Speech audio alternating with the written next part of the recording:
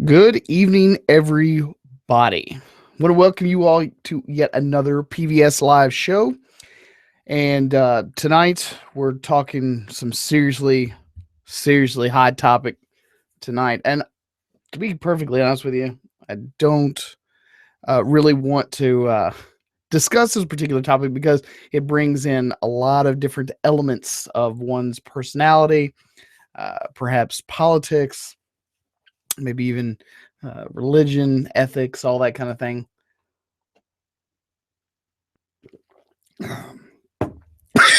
Excuse me. Um, but realistically, it has to be discussed, not necessarily because it's actually a problem, but more so because it's a thing, and it affects all of us on some level, in some way, shape, or form. And instead of getting mired up in the complexity of the way other people think about how we do our thing, how we take our photographs, how we process our photographs and everything. Instead of getting mired up in all those kind of details, basically what I wanted to do is I wanted to kind of cut through the the argument by proposing a common sense philosophy, if you will. I don't try to overcomplicate stuff very often. I try to make stuff just as dead simple um, as I possibly can, because I think that when we make things overly complicated, sure, there are subtle nuances, but when it's overly complicated, it just ruins a good conversation. So I'm going to try to avoid that tonight. Okay.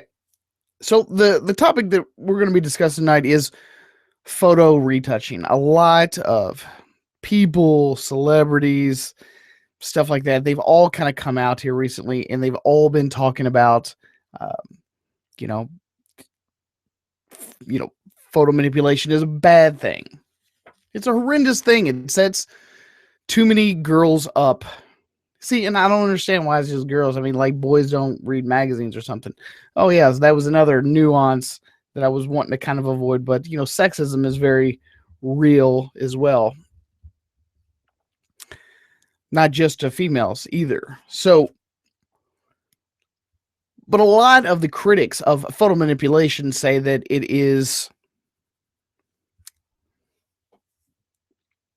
starts to set up unreal expectations about women, their bodies, or whatever. I don't know why it doesn't set up any unreal expectations about men, because every single dude in the magazines that I look at have, 8-pack abs, are exactly 6'1", 185 pounds, nice big man moobs.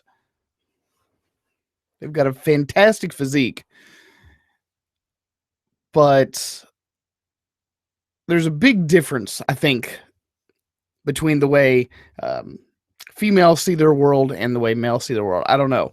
Maybe there is some sort of on-off switch about whether or not they actually give a shit about how other men are portrayed in magazines. I mean, I've sat here for literally the last hour just kind of contemplating, have I ever thought, you know, is there a disparity? Is there any is this disparaging to my self-esteem in any way, shape, or form? And I'm like, no, no, the dude, you know, he looks good. He works real hard. I'm sure that they have touched him up in some way, shape, or form, and that's just the way it is. But let's also kind of dive down into what has happened here recently that kind of sets us up for this conversation in general. Because I don't necessarily think that, without proper context, we're going to be able to talk about this whole thing effectively. Okay. And, some of you may be cool with it. Some of you may find the practice absolutely abhorrent. But it is a fact of life. So, First of all, let me start with Kate Winslet. Sure, most of you all have heard the story.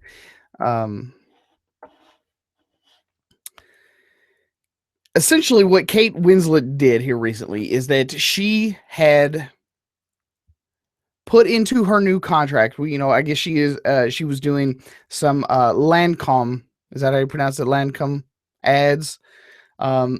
She put into this contract with Lancome, which is a makeup company, and said that that the editors of the photographs absolutely, positively could not photo retouch them or airbrush them or Photoshop them, whatever you want to call it, whatever they want to call it.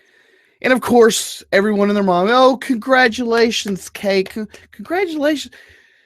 I don't even see it as that big of a compliment to Kate. She negotiated a contract. People do that shit every single day. And I think that if, she was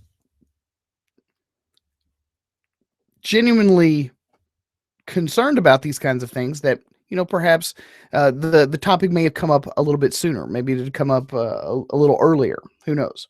But apparently just now, because it's kind of a thing right now. And of course, everyone's opportunistic as shit. Honestly, I think this is a move of opportunity more so than principle or stance or whatever, because she could have done this at any time. If this is a long held principle, it quite literally could have been brought up at any given time, but it hasn't, because it wasn't a thing, in my opinion. Everything that I say is my opinion. I'm not saying I'm right. I'm not saying I'm wrong. I'm just saying this is the way it is. And of course, anytime there's some new, awesome, hashtag or whatever, everyone seems to jump on this bandwagon and immediately goes to doing whatever they can to make sure that their particular story, their particular setup is lambasted all over the internet as well, because they want to be cool too. And they want more people to watch and love them and praise them and all that kind of thing.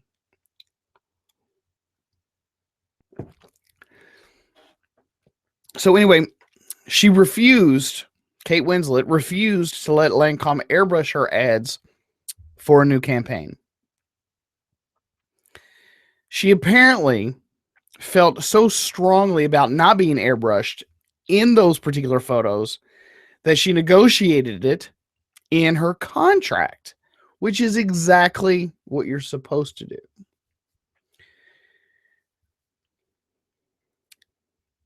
Now, in my opinion, contracts are a way to make sure that terms are met. And when you fill out contract terms, you take them to court, they'll actually stand up in a court of law. That's what a contract is. It is a written agreement of terms between two people or two entities. And when they sign that contract,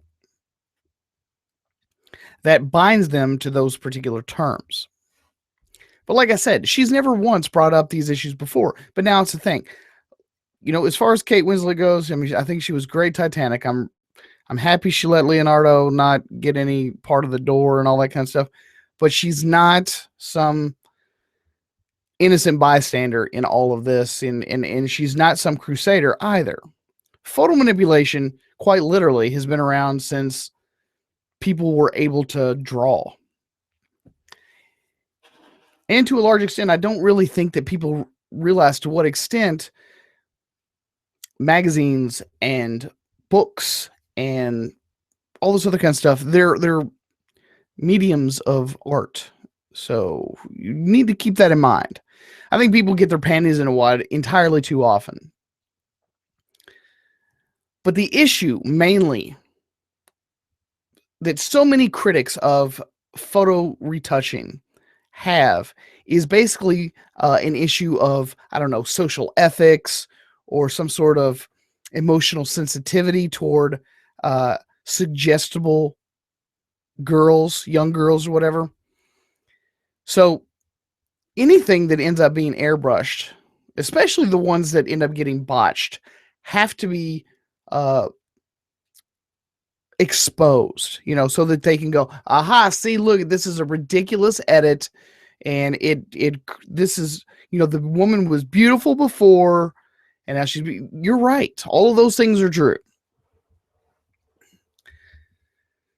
All of those things are true. She was beautiful before in someone's eyes. I mean, I firmly stand by the old adage that, beauty is in the eye of the beholder. It's not necessarily a one-size-fits-all solution. It's much like our cameras. Some of us like Canon, some of us like Nikon, some of us like Sony. There's not a one-size-fits-all. Choice is good. And at the end of the day, I get to say what happens to my work. I can alter a tree. Is that being unfair to the tree? Look, these are unrealistic expectations of what a tree ought to look like. James Cameron, no one criticized him when he changed the way trees looked and people looked all together in Avatar. Everyone just took it for what it was. It was art. It was a artistic expression. There were no hashtag down with James Cameron. Nobody did that because everyone took it in context. I don't know what people don't get, and it's usually the bleeding hearts of everyone. Everyone's a victim. And apparently young girls, all of them, are complete and total morons. They don't know what's real. They don't have any concept of reality whatsoever. And thank God that someone out there was looking out for them. Someone was taking the time to help them out, because if it wasn't for them, they would just be lost in a sea of amazing magazine articles and photo spreads. I don't know. It's pretty crazy that we think that. But I have to ask, especially the adult females, and maybe you all should, as photographers and videographers, think about this the next time you're about to do a shoot or a spread. It's like, tell them that you do, in fact, plan on retouching because there's always something. If they had a zit on their face or whatever, they would obviously want you to remove that. If they had a wart on their finger because they're doing, I don't know, hand modeling for a jewelry company or something, obviously they would want that removed because it's in context. But sexy, or a person's version of sexy, can only be one way. It has to be 100% real. There cannot be any fantasy or anything. It has to be 100% human. It can't be fantastical. I think that kind of ruins the whole experience. I mean, people are not buying these fashion magazines because they want reality. They see the bloated lumps at Walmart every single day. And I mean that both male and female. So no sexist come get my head, please. But we see reality every single day. Our customers, especially people that do portrait work, fashion work,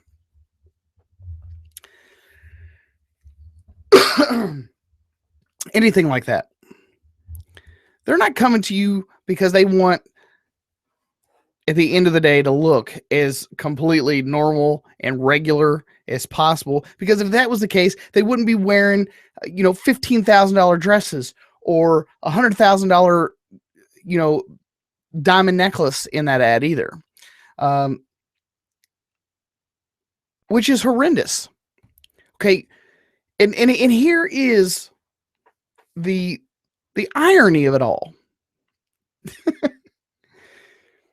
Kate Winslet did not want to have her photos airbrushed, but she probably had about $500 to $600 worth of Lancome makeup on her face. If she really didn't want to not be made up, to not be fixed, quote unquote. Come on, Kate, take off the makeup. I dare you. I want you to. I want you to. Everything that she does on a day-to-day basis makes her a fake. She wears high heels. She's not that tall. Maybe we should airbrush that out of there.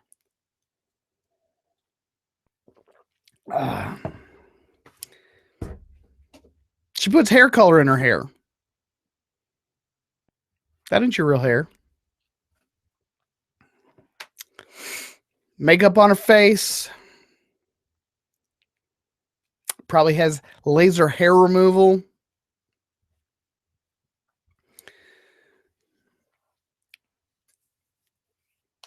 So we're not getting the real Kate no matter what the editing company does or does not do to her photographs. And that's the honest to God's truth. You're not getting an accurate representation of what a real woman looks like because she still has on, you know, all that makeup. In the video, she's going to have, you know, probably $200 worth of skin moisturizer. She probably went to a spa day, maybe 2 days before that shoot. Probably took a mud bath, got a nice, you know, $400 or $500 massage. Gave herself a pedi and a manicure.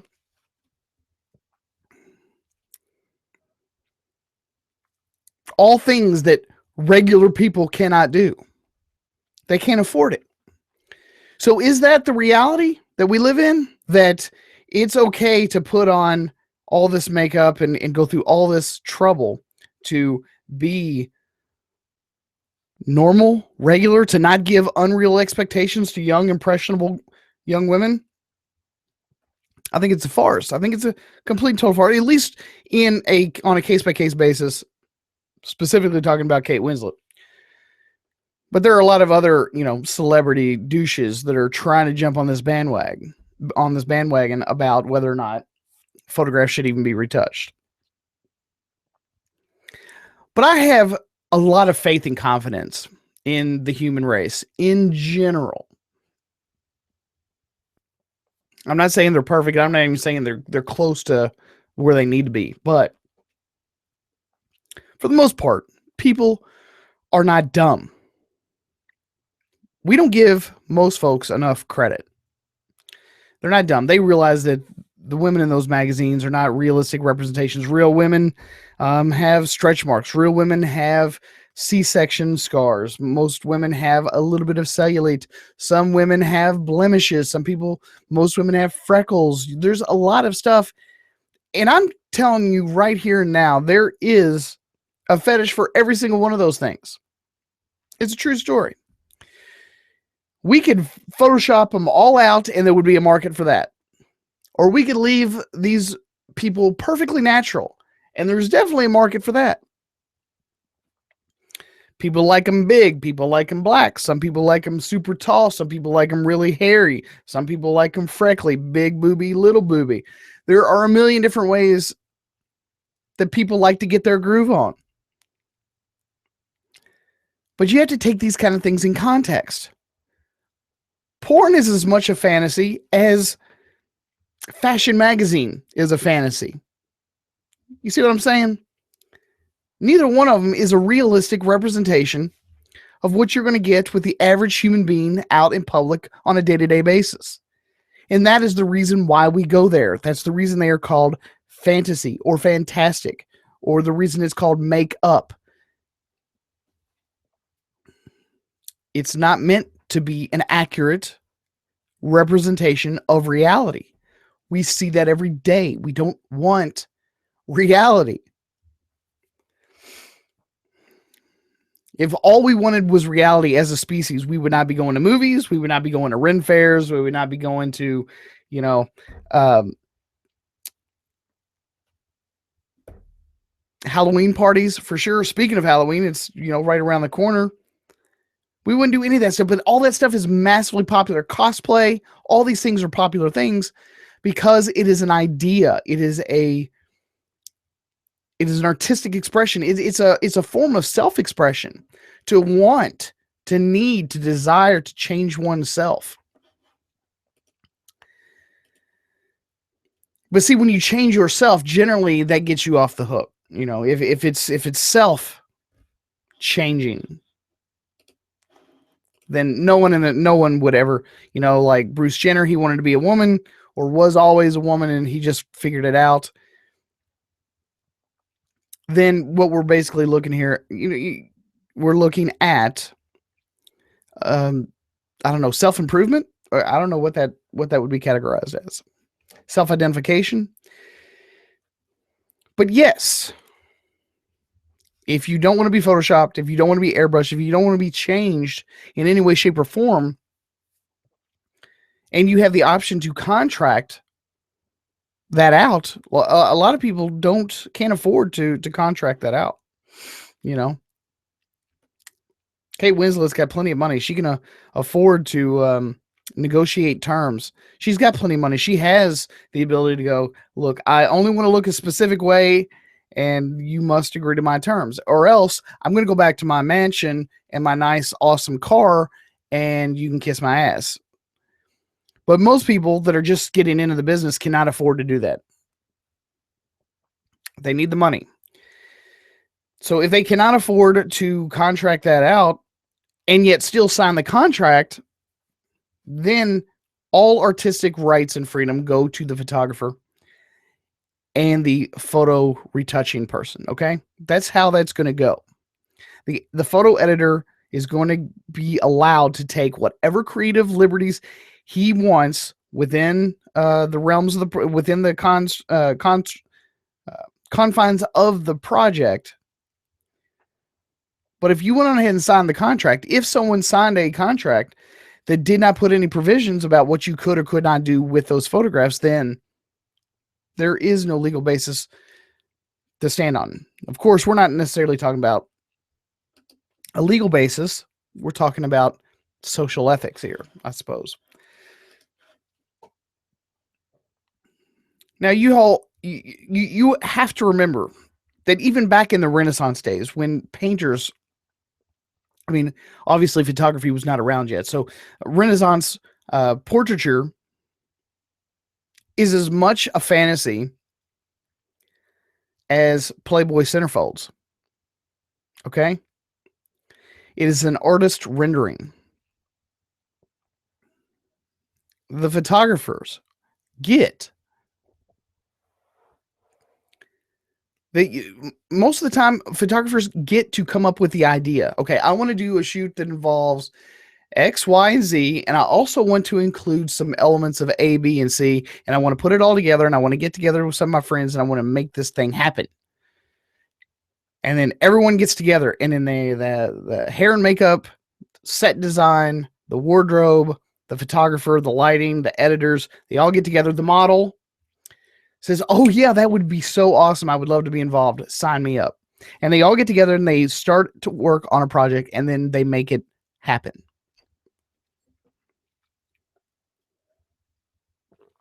It was a group effort. It was a group thing. They made it happen, and it was not coercion. No one forced anyone to do anything. And that's the way it ought to be. I mean, I'm a big proponent and believer in contracts. I believe that they, are absolutely necessary, especially for work and stuff like that. You need to set terms, both on the giving and the receiving end. No means no. That whole thing, right? But we have to be realistic, and we have to keep things in context. Us as photographers and people as models that come in later, they have to realize, and we have to realize, what is the context of our project?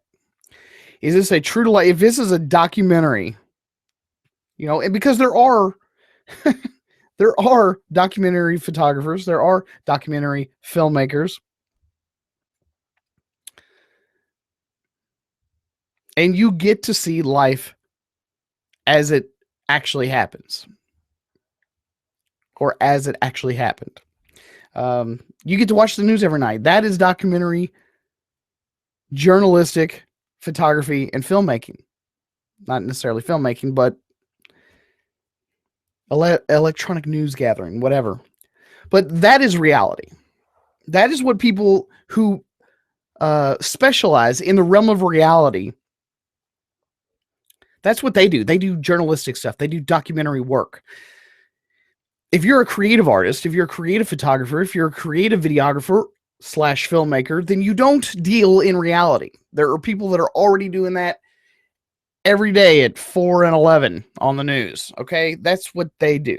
They deal almost exclusively in reality. And how much do you actually admire reality? I'm not saying that reality is always a bad thing, but when people seek out and want to see fantasy, want to see an inaccurate representation, do you not think that if enough of the staples in the industry, if they all start putting in their contracts, I want to look as normal as I possibly can. Don't Photoshop me at all. Don't get rid of my birthmark. Don't get rid of my, feta cheese thighs. Don't get rid of any of that. I want to be as natural as possible. How long do you think it would take before a brand spanking new set of people, both male and female, model and photographer alike, would flood the industry and fill in that vacuum? No one wants to see reality in comic books, graphic novels. When people pick up an edition of Vogue, they're not looking for reality. Okay, they are looking for the fantastical.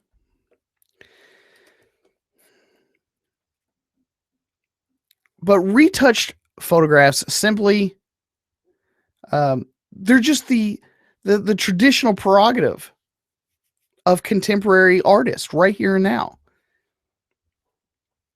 That's all that is. Like it's whatever I want to see at the moment. So I will brush that off or brush that in, for that matter.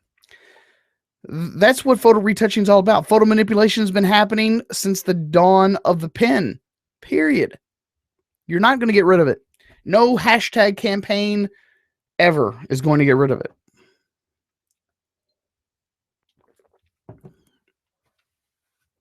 Not to mention us as creative people, if we start eliminating avenues toward the fantastical, we eliminate avenues of creativity and forms of self-expression.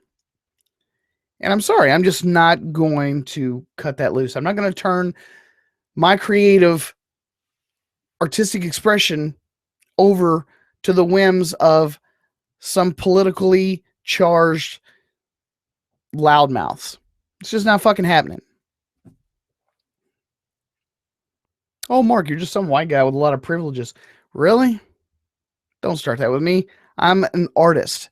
Art in general is meant to be a critique on the world around them, to be a form of social commentary, to be a caricature of reality. It is not in any way, shape, or form meant to walk the chalk, walk the line.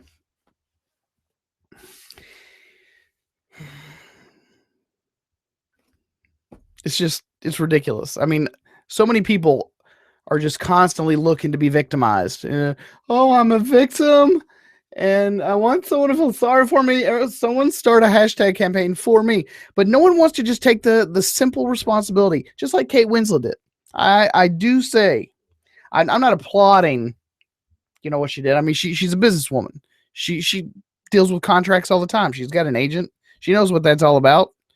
If it was really that big of a deal, she should have gotten contracts saying no photo shopping whatsoever well before now. But now that it's the thing, hey, I'm for the people. No, you're for you. And most people are.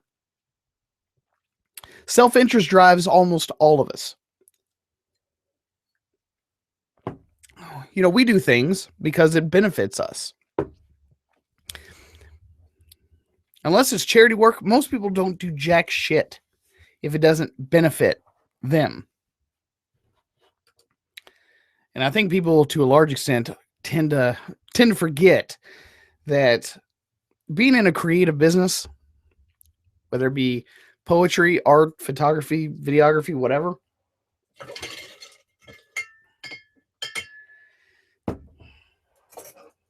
it's sometimes going to involve a lot of stuff that isn't real. And I think that that's probably the best part of it, to be perfectly honest with you. I know some people might disagree.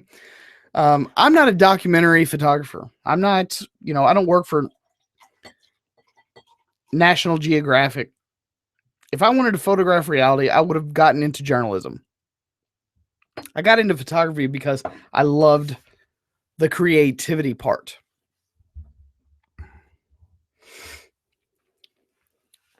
But these social busybodies, they ruin it for everyone, in my opinion. They absolutely fucking ruin it for everyone because they're constantly pissing and moaning and crying about, someone was victimized. I don't know anyone that didn't have an option before the shoot began. It's not like anyone was putting guns up to these people's heads saying, look, we're going to Photoshop you whether you like it or not. But now that the public is aware, I think that most people, both male and female, should be more diligent. Photographers should have a lot more conversations with their clients prior to doing the shoot, so that if there are any issues with people, I don't know, removing moles, zits, making their teeth whiter, getting rid of red eye, if we do any of that kind of stuff, is that genuinely going to be a problem?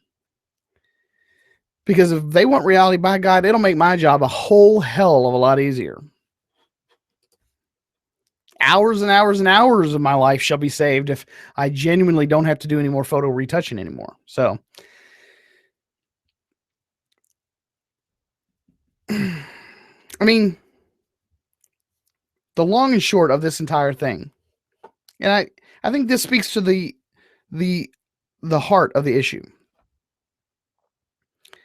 is that in life, you have to be a critical thinker. You have to be able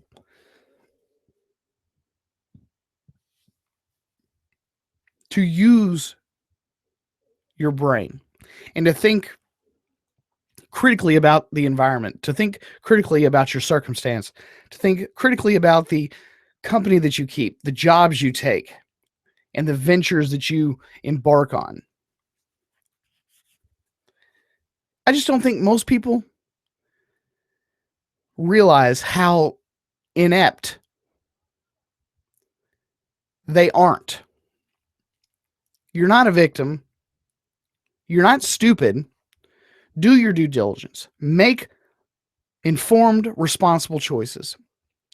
If you don't want to be photoshopped and you're a model and you're going to advertise your services as a model, make sure that you put it out there. Avoid a lot of the confusion. I am a no Photoshop model. It will be in my contract, so if that's going to be a problem, just don't contact me. I can almost guarantee you your workload will go through the floor.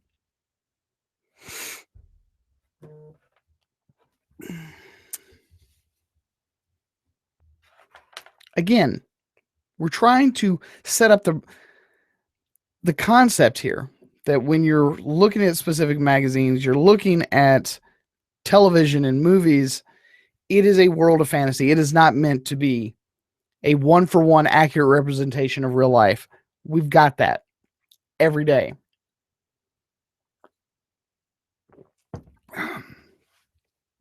But people, you're not dumb. Quit selling yourself short. You're not dumb. You're very, very smart, intelligent people.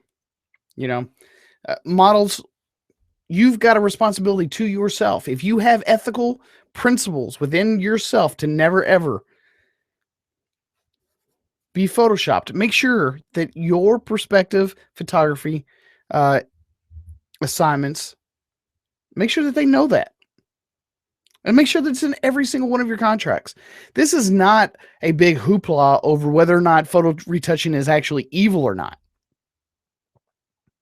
Photo retouching or photo manipulation is no different than manipulating the sky or manipulating the tree to make a photograph look better. And beauty is always in the eye of the beholder. And if the editor gets, I mean, you've got to understand that the final say has to rest with somebody. Someone approved every single image, every single frame that ended up somewhere in some magazine, some book, some movie. Someone approved that. It went through a big, long process. And someone approved it.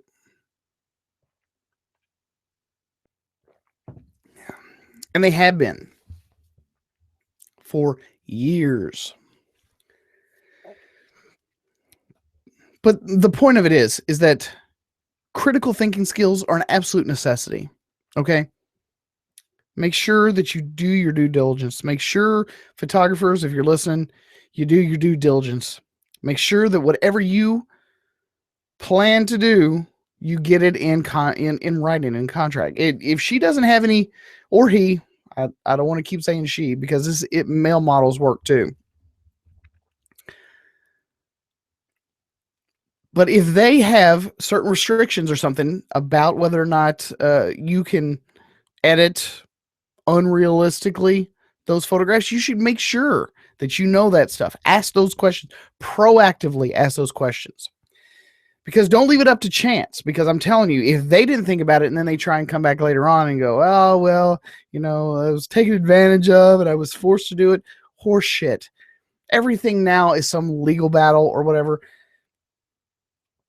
Recording the negotiations. I mean, just do. It's silly to have to go through this. But one good smear campaign, just one good one, and your photography career is over. Especially if you do fashion or primarily, female photo shoots. Don't let some social loudmouth drive your business in the ground because they're looking for a little fame or potentially a payday.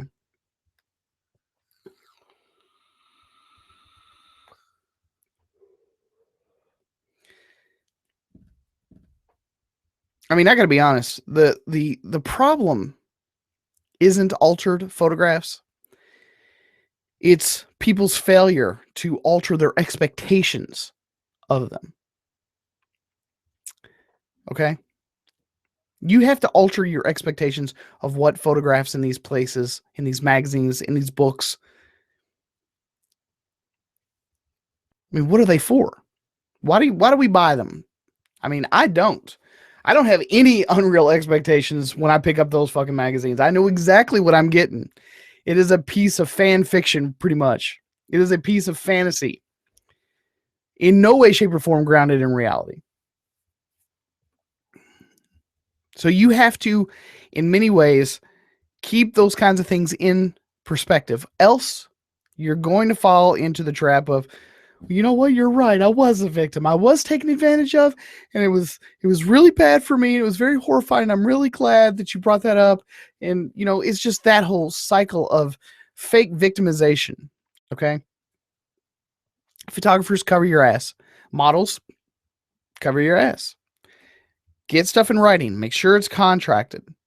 If you have principles that you're not willing to budge on, make sure that's in the contract. But from a photographer's point of view, there's absolutely nothing that can't be negotiated prior. There's absolutely nothing that can't be talked about and worked out prior to the shoot. 9 times out of 10, the only time we ever hear about any of this stuff is when, like, the photoshopping job is bad. When the editor did a really bad job. Let's see, I'm trying to remember. What was it? Someone's, I don't know, inner or outer thigh was all jacked up. Who was that anyway? One of the photo editors had messed up some models, like inner or outer thigh or something, really kind of like bowed it in. I mean, but if it had been done perfectly, if someone hadn't done, a really bad job with the pinch tool or the liquefy tool, no one would have said anything. As long as the portions were, as long as it was proportional. But because it wasn't, it was caught. It was, smeared all over the internet. Look at what the industry does. She was perfectly beautiful beforehand. Yeah. I don't know. Men and women are just fundamentally different, And I mean, I get it. I really do. I mean, you go into any sort of clothing store, there's like literally one little corner of shit for the dude in the very back, and then the whole rest is nothing but it's all for chicks. I mean, I like clothing. I like to go shopping. I'm not above shopping, but for me to go into a store and find any sort of real variety, I have to go to 10 stores to every one store that a girl can go into. My girlfriend constantly has a plethora of options and choices in every fucking store we enter. I get one little black booth that you got to go in. It's real secret. No one really talks about it because, I mean, the reality is men just don't buy clothes like women. I mean, we don't. We wear shit until it falls apart. We don't purchase with the season. That's the reality. Millions and millions and millions and millions of dollars go into marketing and finding out what people like and what people do and people's behavioral patterns and how people shop and how people spend money and what people look at and what people buy. These magazines and these photoshops are not on accident. They are extremely purpose-driven, monetarily driven calculation by all those involved. That's the truth.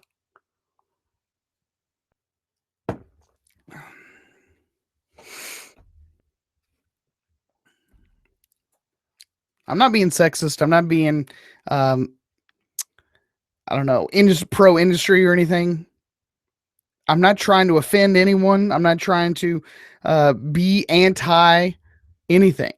I am very much pro everything. If you knew me, you would know that I'm pro everything. I am pro individual liberty. I am pro whatever the fuck you want to do it. Just don't hurt somebody. You know what I mean? But I do see the reality. I'm very optimistic about reality because I don't necessarily think that reality is a bad thing. But at the exact same time, while being optimistic about, how well reality is going to do in a broad spectrum, ad campaign or whatever, I'm always very optimistic about everything.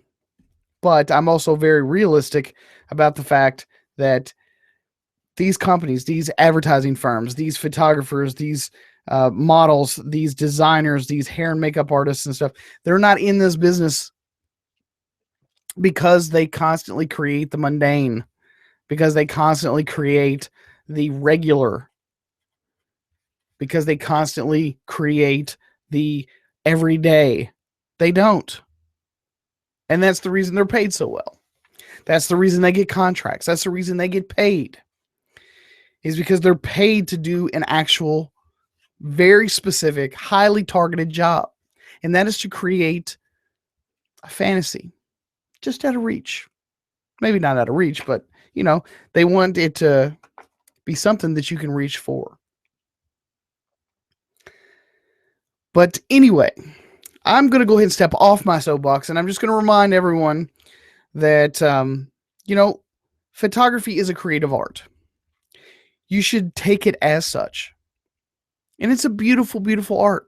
Whether you retouch your photos or whether you leave them in photojournalistic, pristine, original quality. There is no wrong way. Photograph everything. Photograph gay weddings, photograph fashion, photograph landscapes, photograph anything you want. And make it as fantastical as you can